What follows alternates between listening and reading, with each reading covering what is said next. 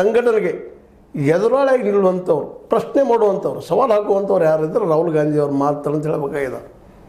ಉಳಿದ ರಾಜಕೀಯ ನಾಯಕರ ಗಟ್ಸ್ ಉಳಿದಿಲ್ಲ. ಹಾಗಂತೇಳಿ ಇಂದಿರಾ ಗಾಂಧಿ ರಾಜಕೀಯ ಅಥವಾ ಅವರ ಮಗನ ರಾಜಕೀಯ ಅಥವಾ ನೆಹರು ಅವ್ರ ರಾಜಕೀಯ ಇದರಿಂದ ಆದ ಅನಾಹುತಗಳಿಗೆಲ್ಲ ಇಲ್ಲಿ ಪರಿಹಾರ ಅಂತಲ್ಲ, ಅಥವಾ ಅದರ ಮುಂದುವರಿಕೆಂತೂ ಅಲ್ಲ. ಆದರೆ ರಾಹುಲ್ ಗಾಂಧಿಯವರು ಡಿಫ್ರೆಂಟ್ ಇವರೆಲ್ಲರಿಗಿಂತ ಅನ್ನೋದು ಈಗ ರುಜುವಾತು ಮಾಡಿದ್ದಾರೆ. ಅವರು ಪಾದಯಾತ್ರೆ ಮೂಲಕ, ಬಸ್ ಯಾತ್ರೆ ಮೂಲಕ ಜನರ ಸಮಸ್ಯೆಗಳನ್ನು ತೆಗೆದುಕೊಂಡು ಒ ಬಿ ಸಿ ಬಗ್ಗೆ ಎಂದೂ ವಿಚಾರ ಮಾಡೋಂಥ ಕಾಂಗ್ರೆಸ್ ಇವತ್ತು ಒ ಬಿ ಸಿ ಬಗ್ಗೆ ವಿಚಾರ ಮಾಡ್ತದೆ. ಆ ಒ ಬಿ ಸಿಯಿಂದನೇ ಉತ್ತರ ಪ್ರದೇಶ ಮತ್ತು ಬಿಹಾರಗಳಿಂದ ಅಧಿಕಾರ ಕಳ್ಕೊಂಡಿತ್ತು ಕಾಂಗ್ರೆಸ್. ಇತ್ತ ಆರ್ ಎಸ್ ಎಸ್ಸೂ ಅಲ್ಲದ, ಇತ್ತ ನಿಜವಾದ ಸಮಾಜವಾದಿಯೂ ಅಲ್ಲದ, ಈ ಮಿಕ್ಸ್ಡ್ ಇತ್ತಲ್ಲ ಎಕಾನಮಿ, ಮಿಕ್ಸ್ಡ್ ಆಗಿ ರಾಜಕೀಯ ಕಾಂಗ್ರೆಸ್ಸಿಂದ ಇದ್ದು ಅದನ್ನು ಭಾಳ ಪೆಟ್ಟು ತಿಂತದು. ಕೊನೆಗೆ ಓಪನ್ ಮಾರ್ಕೆಟ್ ಬಂದು ಅದು ಪೆಟ್ಟು ತಿಂತು.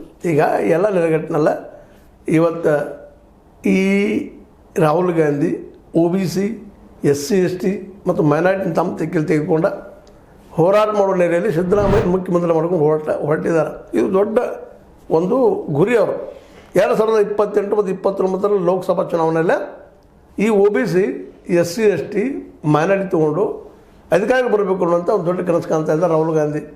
ಆದರೆ ಈ ಕುರ್ಚಿ ತಿಕ್ಕಾಟ ಅದಕ್ಕೆ ವೈರಿ ಆಗ್ತದನ ಅಂತ ಇದನ್ನು ಭಾಳ ಗಮನದಲ್ಲಿಟ್ಟುಕೊಂಡು ಇವತ್ತು ಸತೀಶ್ ಅವರಾಗಲಿ, ಡಿ ಕೆ ಶಿ ಅವರಾಗಲಿ, ಸಿದ್ದರಾಮಯ್ಯರಾಗಲಿ ತಮ್ಮ ಪ್ಲಾನ್ ಹೆಣಿಬೇಕಾಗ್ಯದ. ಕಾಂಗ್ರೆಸ್ನಿಂದ ಇವತ್ತು ಮುಖ್ಯಮಂತ್ರಿ ಆಗಿದ್ದಾರೆ ಸಿದ್ದರಾಮಯ್ಯನವರು.